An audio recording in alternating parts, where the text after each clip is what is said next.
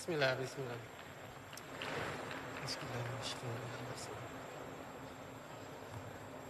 Assalamu alaikum wa rahmatullahi ta'ala wa barakatuhu. Monsieur le ministre de l'Éducation nationale, Mesdames, Messieurs les membres du gouvernement, Excellences, Mesdames, Messieurs les ambassadeurs, Monsieur le directeur des affaires religieuses et de l'insertion des diplômés en langue arabe, honorables chefs religieux, honorable Borom Dara, cher Ndeyu Dara, cher Ndongo Dara, distingués invités, Mesdames, Messieurs. C'est avec une émotion empreinte de respect et de reconnaissance que je prends la parole en ce jour, marqué par la célébration de la 3e édition de la Journée nationale des Dara. Ce moment solennel nous offre l'opportunité de nous arrêter un instant pour contempler une institution qui constitue l'une des pierres angulaires de notre patrimoine spirituel, culturel et éducatif. Je veux nommer les Dara.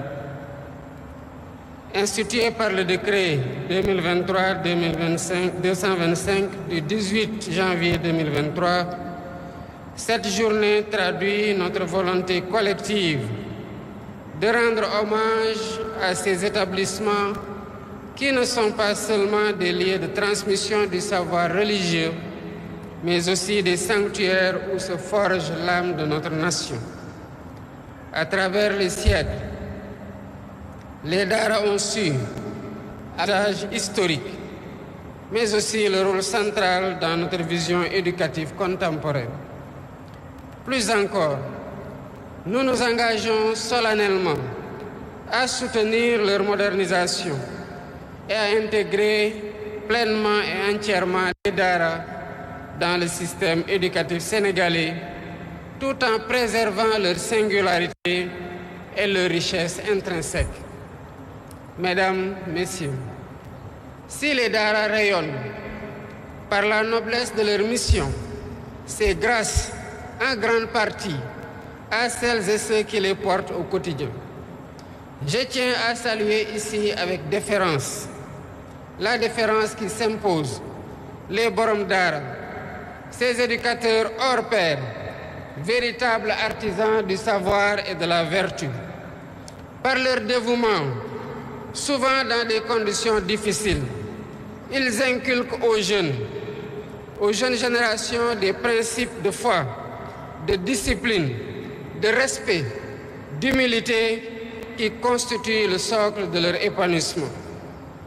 À leur côté, les Ndeyu Dara jouent un rôle tout aussi fondamental.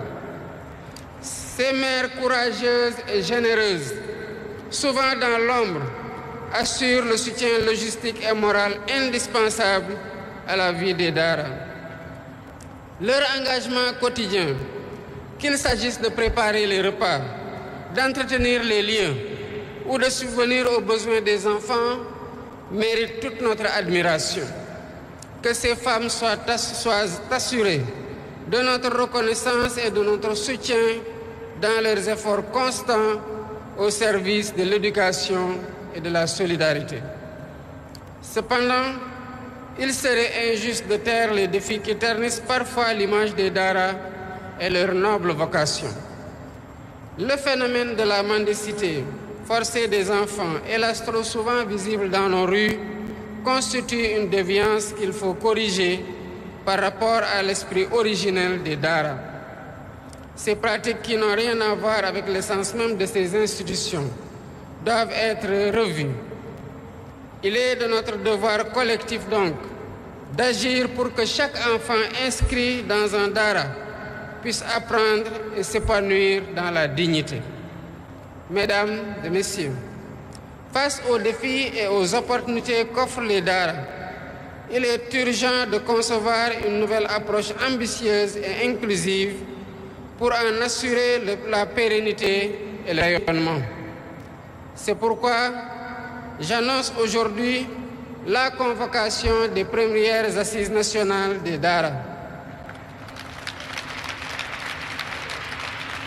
Ces assises qui réuniront tous les acteurs concernés, éducateurs, décideurs politiques, familles religieuses, partenaires techniques et financiers, auront pour mission de réfléchir à une refonte en profondeur du système des Dara.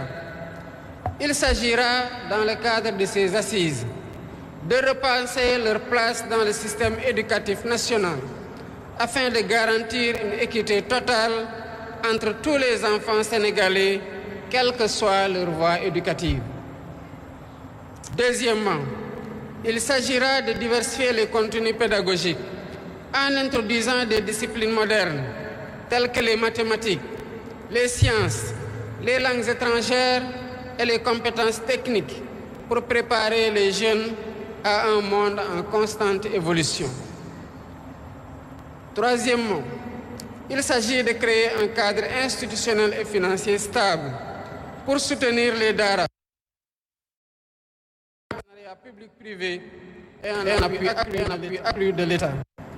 Cette réforme ne vise pas à dénaturer les Dara, mais à leur permettre de répondre avec efficacité et pertinence aux exigences de notre époque, tout en préservant leur âme et leur vocation première.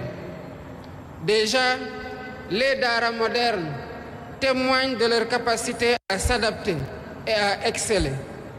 Les succès éclatants des Ndongo Dara lors des compétitions internationales de mémorisation et de récitation du Saint-Coran en sont une preuve éclatante. Ces jeunes garçons comme filles font honneur à la nation et portent haut le flambeau de l'excellence sénégalaise. Par ailleurs, les élèves issus des Dara qui poursuivent des études classiques dans nos universités et établissements d'enseignement supérieur illustrent la complémentarité qui peut exister entre tradition et modernité. Ces réussites individuelles, souvent méconnues, nous rappellent le potentiel immense des Dara et la nécessité de leur offrir un cadre optimal d'épanouissement. Mesdames et messieurs, la préservation et la valorisation des Dara sont une obligation morale. Elles sont un acte de foi envers notre identité et notre avenir. Ces institutions, bien plus que des écoles, sont des lieux où se transmettent les valeurs de solidarité, de respect mutuel, de justice qui forment le socle de notre société. Je vous invite chacun et chacune à œuvrer pour faire des Dara un modèle d'excellence éducative et de cohésion nationale. C'est ensemble que nous réussirons à bâtir un Sénégal où chaque enfant, quelles que soient ses origines, quelles que soient ses croyances, pourra s'instruire et s'élever dans la dignité. Je vous remercie de votre aimable attention.